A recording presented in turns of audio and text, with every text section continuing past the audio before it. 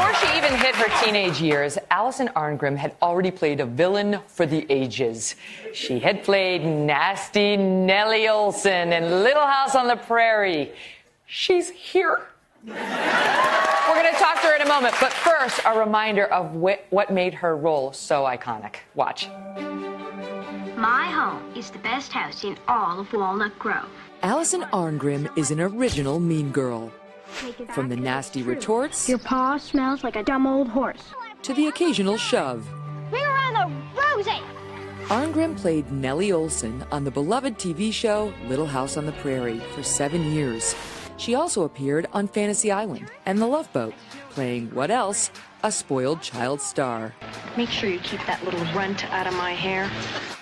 She writes about growing up a villain in her New York Times best-selling book, Confessions of a Prairie B Word. How I Survived Nellie Oleson and Learned to Love Being Hated. And fans still love to hate her, with many catching her one-woman show based on her book. Arngrim has fully embraced Nellie, her role of a lifetime from villain to icon. Please help me welcome Alison Arngrim.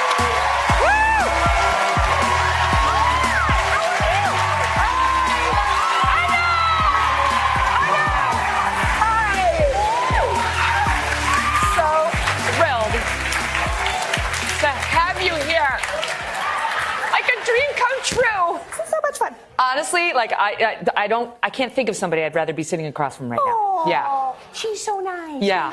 Honestly. So I love the book. It's coming out in the audio version now too. Yes, it's out in audio. It's hardcover, Kindle, audio, French, whatever you want. Right. That's fun because you can actually hear her talking as Nellie. Yes. Is it true you auditioned originally for the Laura role or for the Mary Ingalls role? For everything. It was so crazy. I went to this first audition where they said, we're making a show about these books. And I hadn't read the books. I was like, oh. And then they had me read for Laura. And then I came back and I read for Mary, which would have been so wrong had I done it.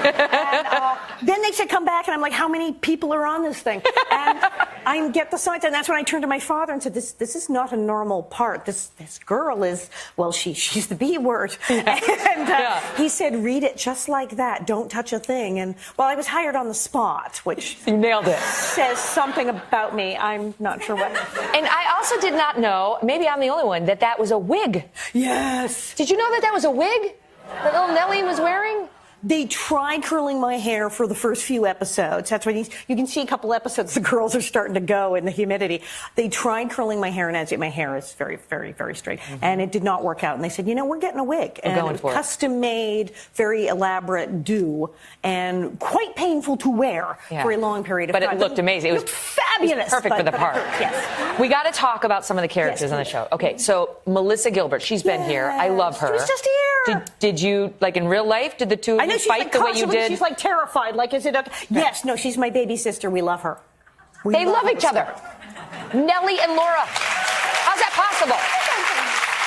Did you get along at the time? We hit it off. We bonded like right away. It was really something about playing enemies and whacking each other around. Really, And but as soon as we met, we just did something. There was some chemistry, and that's I think why Little House was so good. It was the chemistry between the actors. There were sparks were flying, and as soon as we met, we hit it off. We bonded, which just made it great because we knew that nobody was going to get hurt. We could wail on each other. I mean, people did get hurt. I refer you to the fake paralysis that Nellie Oleson pretended to have, right? Remember? And then Laura shoved her down in the wheelchair down the side. Look, there's your mother. Look, there you are. Off the horse, yes. You deserved that. It's my favorite, you deserved that favorite episode. And mine too. You tell a story in there about your broken arm. Yes. Because in the show, Nellie was faking that because she wanted attention. Right. But the arm, I had been skateboarding the week before.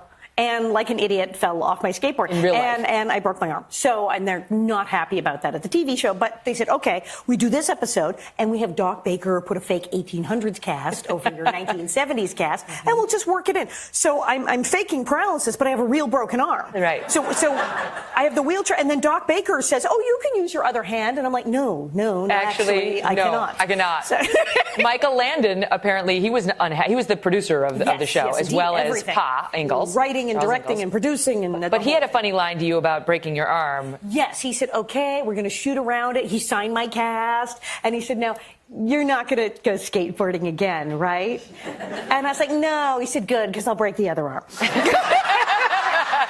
So now, can we talk, because I want to go through all these actors. Let's just spend a minute on him, because I loved him, of course, as a little girl. I saw him as a father figure. And then, it's one of those, you're old when moments. You're old when Pa starts looking hot. You're going, he's not right? He goes from the father figure to someone you'd like to date. Hubba, hubba. Yeah. But what was he like on the set? Yeah, well, okay, he was actually more gorgeous in person, if that is physically possible. Wow. So look at that picture with the chest there. Stunning, gorgeous man. And he was incredible. I mean, definitely, the Taskmaster, we were going to get it done. I mean, we got shows were all like ahead of schedule and under budget and bang, bang, bang. And I mean, you saw what we did, and we're going down hills in wheelchairs and things. It was like, go, go, go. Right. He was incredible, and he was writing the show and producing the show and directing the show. But he also just had this wonderfully warped sense of humor and loved to laugh and loved to play practical jokes and fool around with the kids and laugh all the time. So we worked harder than almost on any other show, but laughed more than probably anybody on any other show. You always hear about his practical jokes, and one of the ones you write about, which is so funny, involves, I think it was a guest star, female guest star on the show, and birdseed. Yes, and that's where we'll pick it up when we come back. Don't go away. And we are back now with Alison Arngrim, who played Nellie Oleson on Little House on the Prairie. So Michael Landon and his practical joking, a female guest star comes through, and what happened? Well, in Hollywood, everyone has their latest products and their health fads and their diets and their this. And she was going on, oh, I do this and I do this and I do that. And he was kind of like, oh, seriously? And she kept saying, oh, you have such lovely skin and you look so young. And he said, yes, I eat a cup of birdseed every morning before breakfast. And he sold this so well that she was wound up ordering bags of birdseed. He just wanted to see if he could get her to do it. He wanted to see if she'd do it. He just wanted to see if she would do it, yes. Okay, how about Harriet and Nels, or the real-life Harriet and Nels? Were they nice people? They were like my extra set of parents, like here. Yeah, they were very parental to me. And we always said that Richard Bull, who was Nels, was the person voted most like his character on the show. He was always the calm, the voice of reason, the sensible one, very sensible guy. And I know really nice. Melissa Sue Anderson, who played Mary Ingalls. Now, you said you had a 40th reunion and things were very nice, but back in the day, she wasn't. Back in the day, it was, being on the show was like a bunch of junior high school age girls, and you know what that's like, and the cliques form and the thing. I always say it was just a wonder we didn't kill each other, but it's the fact that we got along as well as we did was like amazing. But yeah, she thought, I think, that Melissa Gilbert and I were juvenile delinquents, and she may have been right. So I'll give her that one. You got a lot of blowback. Now you're doing a one-woman act, and you embrace the Nellie sort of character, but you got a lot of blowback. People confused the real you for this brat.